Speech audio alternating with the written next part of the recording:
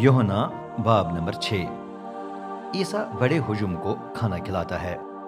इसके बाद ईसा ने गुलेल की झील को पार किया। झील का दूसरा नाम तिब्रियास था। एक बड़ा हुजूम उसके पीछे लग गया था, क्योंकि उसने इलाही निशान दिखाकर मरीजों को शिफा दी थी और लोगों ने इसका मुशाहिदा किया था। फिर ईसा पहाड़ पर चढ़कर अपने शागिर्दों के साथ बैठ गया। यहूदी ईद फसा करीब आ गई थी। वहां बैठे ईसा ने अपनी नजर उठाई तो देखा कि एक बड़ा हुजूम पहुंच रहा है। उसने फिलिप्पस से पूछा, हम कहां से खाना खरीदें ताकि उन्हें खिलाएं? ये उसने फिलिप्पस को आजमाने के लिए कहा। खुद तो वो जानता था कि क्या करेगा। फिलिप्पस ने जवाब दिया, अगर हर एक को सिर्फ थोड़ा सा मिले तो भी चांदी के 200 सिक्के काफी नहीं होंगे।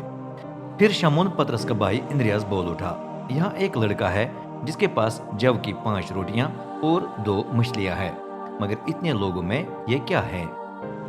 ईसा ने कहा, लोगों को बिठा दो। उस जगह बहुत घास थी, चनाचे सब बैठ गए। सिर्फ मर्दों की तादाद 5000 थी। ईसा ने रोटियां लेकर शुक्रगुजारी की दुआ की और उन्हें बैठे हुए लोगों में तकसीम करवाया। यही कुछ उसने मछलियों के साथ भी किया और सब ने जी भरकर रोटी खाई।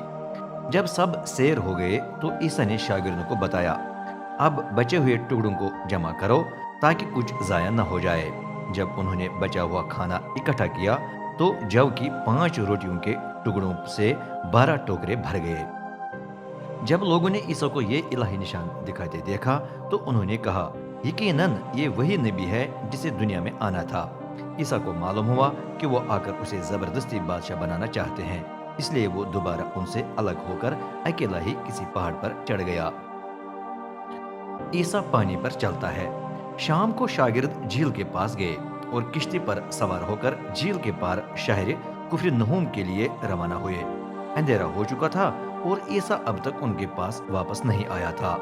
तेज हवा के बाइस झील में लहरें उठने लगी। किश्ती को खेते खेते शागिर्द 3-4 मील का सफर तय कर चुके थे कि अचानक ईसा नजर आया। वो पानी पर चलता हुआ किश्ती की तरफ बढ़ रहा था।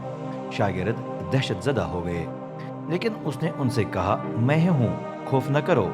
वो उसे किश्ती में बिठाने पर आमादा हुए और किश्ती उसी लम्हे उस जगह पहुंच गई जहां वो जाना चाहते थे। लोग ईसा को ढूंढते हैं। हुजूम तो झील के पार रह गया था। अगले दिन लोगों को पता चला कि शागिर्द एक ही किश्ती लेकर चले गए हैं और कि उस वक्त ईसा किश्ती में नहीं था। फिर कुछ किश्तियां तिब्रिया से उस मकाम के करीब पहुंचे जहां खुदावंद ईसा ने रोटी के लिए शुक्रगुजारी की दुआ करके उसे लोगों को खिलाया था। जब लोगों ने देखा कि न ईसा और न उसके शागिर्द वहां हैं, तो वो किश्तियों पर सवार होकर ईसा को ढूंढते ढूंढते कुफरनहूम पहुंचे। ईसा जिंदगी की रोटी है। जब उन्होंने उसे झील के पार पाया तो पूछा, उस्ताद, आप किस तरह यहाँ पहुंच गए? ईसा ने जवाब दिया, मैं तुमको सच बताता हूँ, तुम मुझे इसलिए नहीं ढूंढ रहे कि इलाही निशान देखे हैं, बल्कि इसलिए कि तुमने जी भरकर रोटी खाई है। ऐसी खुराक के लिए जदोजहद न करो जो गल सड़ जाती है, बल्कि ऐसी के लिए जो अब्दी जिंदगी तक कायम रहती है और जो इब्ने आदम तुमको देगा, क्योंकि खुदा बाप ने उस पर अपनी तस्दीक की मोहर लगाई है। इस पर उन्होंने पूछा, हमें क्या करना चाहिए ताकि खुदा का मतलूबा काम करें? ईसा ने जवाब दिया, खुदा का काम यह है कि तुम उस पर ईमान लाओ जिसे उसने भेजा है। उन्होंने कहा, तो फिर आप क्या इलाही निशान दिखाएंगे जिसे देखकर हम आप पर ईमान लाए? आप क्या काम सर अंजाम देंगे? हमारे बाप दादा ने तो रेगिस्तान में मन खाया। चनाचे कलाम मुकद्दस में लिखा है कि मूसा ने उन्हें आसमान से रोटी खिलाई।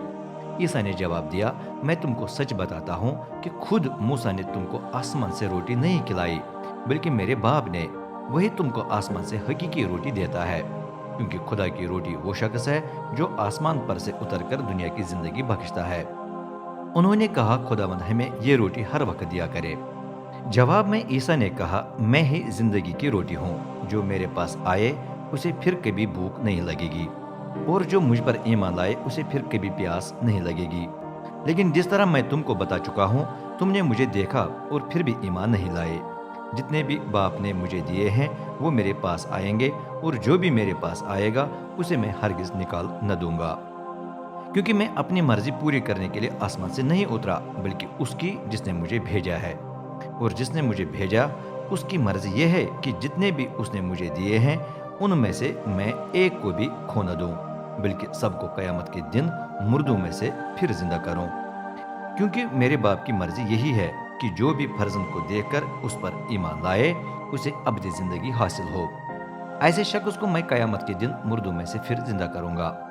یہ سن کر یہودی اس لیے بڑبڑانے لگے کہ اس نے کہا تھا میں ہی وہ روٹی ہوں جو آسمان پر سے اتر آئی ہے۔ انہوں نے اعتراض کیا، کیا یہ عیسیٰ بن یوسف نہیں جس کے باپ اور ماں سے ہم واقف ہیں؟ وہ کیوں کر کہہ سکتا ہے کہ میں آسمان سے اترا ہوں؟ عیسیٰ نے جواب میں کہا آپس میں مت بڑبڑاؤ، صرف وہ شخص میرے پاس آ سکتا ہے جسے باپ جس نے مجھے بھیجا ہے میرے پاس کھینچ لایا ہے۔ ایسے شخص کو میں قیامت کے دن مردوں میں سے پھر زندہ کروں گا۔ نبیوں کے صحیفوں میں لکھا ہے سب خدا سے تعلیم پائیں گے، جو بھی خدا کی سن کر اس سے سیکھتا ہے وہ میرے پاس آ جاتا ہے۔ اس کا مطلب یہ نہیں کہ کسی نے کبھی باپ کو دیکھا، صرف ایک ہی نے باپ کو دیکھا ہے، وہی جو خدا کی طرف سے ہے۔ میں تم کو سچ بتاتا ہوں کہ جو ایمان رکھتا ہے اسے ابدی زندگی حاصل ہے۔ زندگی کی روٹی میں ہوں۔ تمہارے باپ دادا ریگستان میں من کھاتے رہے تو بھی وہ مر گئے، لیکن یہاں آسمان کی اترنے والی ایسی روٹی ہے جسے کھا کر انسان نہیں مرتا۔ میں ہی زندگی کی وہ روٹی ہوں جو آسمان سے اتر آئی ہے۔ جو اس روٹی سے کھائے وہ اب تک زندہ رہے گا، اور یہ روٹی میرا گوشت ہے جو میں دنیا کو زندگی مہیا کرنے کی خاطر پیش کروں گا۔ یہودی بڑی سرگرمی سے ایک دوسرے سے بحث کرنے لگے، یہ آدمی ہمیں کس طرح اپنا گوشت کھلا سکتا ہے؟ عیسیٰ نے ان سے کہا میں تم کو سچ بتاتا ہوں کہ صرف ابن آدم کا گوشت کھانے اور اس کا خون پینے ہی سے تم میں زندگی ہوگی۔ جو میرا گوشت کھائے اور میرا خون پیے ابدی زندگی اس کی ہے، اور میں اسے قیامت کے دن مردوں میں سے پھر زندہ کروں گا، کیونکہ میرا گوشت حقیقی خوراک اور میرا خون حقیقی پینے کی چیز ہے۔ جو میرا گوشت کھاتا اور میرا خون پیتا ہے وہ مجھ میں قائم رہتا ہے اور میں اس میں۔